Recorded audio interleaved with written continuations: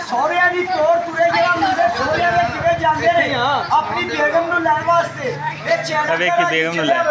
ਲਾਪੋ ਦੇ ਪਾਸ ਜਿਹੜਾ ਦੂਜੇ ਰਾਜਾ ਬਣ ਕੇ ਪਿਆ ਤੇਰੇ ਨੂੰ ਸੀ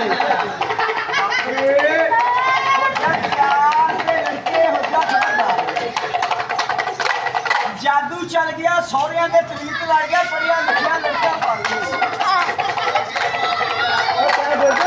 ਆ ਕੇ ਬੈਠ ਜਾ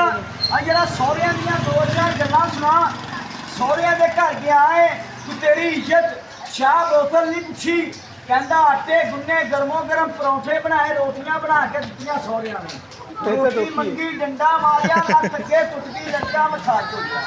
ਮਾਂ ਬਾਪ ਦੇ ਘਰ ਕਿੱਡਾ ਰਾਜੀ ਕਿੱਡਾ ਖੁਸ਼ ਇੱਥੇ ਆ ਕੇ ਬੈਠ ਜਾ ਉਧਰ ਪਿੱਛੇ ਮੇਰੇ ਅਫਸਰ ਸਾਹਿਬ ਨੇ ਚੋਰ ਸਾਹਿਬਾਂ ਨੂੰ ਸਲਾਮ ਦਾ ਖੜਾ ਹੋ ਕੇ ਦੁਆ ਕਰ ਇਹ ਅੱਲਾਹ ਪਾਕ ਰਹਿਮਤ ਕਰੇ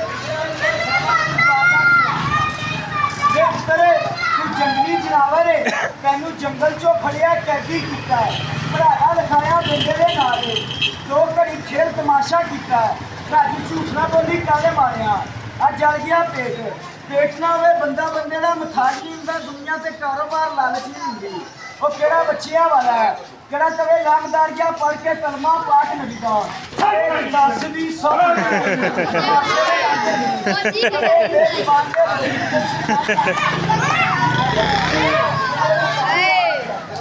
ਤੇਰੇ ਸਾਬਾਂ ਦੀ ਖੜਾ ਇਸ਼ਾਰਾ ਨਾਮ ਤੁਹਾਡੇ ਬੱਚਿਆਂ ਦਾ ਸੱਚਾ ਹੈ ਮੇਰੇ ਸਾਹਮਣੇ ਤਾਂ ਨਹੀਂ ਚਾਚਾ ਸਾਰਿਆਂ ਨੇ ਚਲਾ ਇਹਨਾਂ ਨੂੰ ਲਿਆ ਵਾਸਤੇ ਨਹੀਂ ਸਾਰਿਆਂ ਨੂੰ ਯਾਰ ਭਾਈ ਯਾਰ ਕਹਿੰਦੇ ਦਿਓ ਯਾਰ ਇੱਕ ਤਾਂ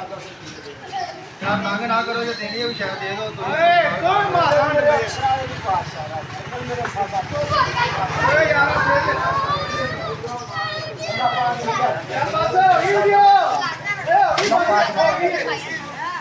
ਅੱਲਾਹ ਤੇ ਅੱਲਾਹ ਰਸੂਲ ਸਜਿਆ